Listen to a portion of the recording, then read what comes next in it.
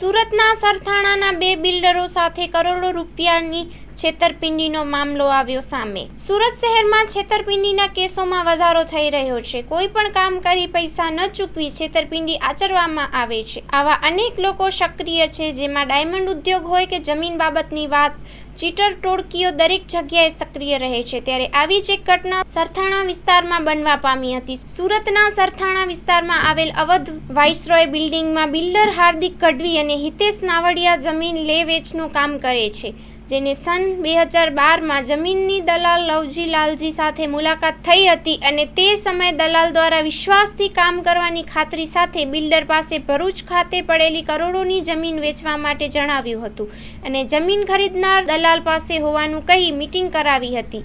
બિલ્ડરોનો વિશ્વાસ કેળવી 13 કરોડમાં જમીનનો સોદો નક્કી કરવામાં આવ્યો હતો। જો કે ખરીદનાર મગન વ્યાસ અને અંબાલાલ સુથાર સાથે નક્કી કરી બંને ઈસમોએ દલાલને સાથે રાખી 1.50 કરોડ રૂપિયા ટોકન પેટે આપી સમગ્ર જમીનનો દસ્તાવેજ કરાવી લીધો હતો અને ત્યારબાદ બાકીના રૂપિયા આપવા માટે ગલ્લા તલ્લા કરવા તૈયાર હતા। જો કે આખરે છેતરપિંડી કરવા માટે નવો કિમિયો અપનાવી કામરેજ ખાતે તેમના 50 પ્લોટ છે જે તમારે નામે કરી આપી નાણાં ચૂકવી દેવાની વાત કરી હતી। જો કે આ પ્લોટ પણ કોઈ બીજાને વેચી નાખી કરોડોની છેતરપિંડી થઈ હોવાનું માલુમ પડતા બિલ્ડર દ્વારા સરથાણા પોલીસ મથકમાં ફરિયાદ આપતા પોલીસે ગુનો નોંધાવી દલાલ સહિત ત્રણેય આરોપીને પકડી પાડ્યા હતા અને તેની ધરપકડ કરી આગળની કાર્યવાહી હાથ ધરવામાં આવી હતી। Report by Haresh Rajput, Surat.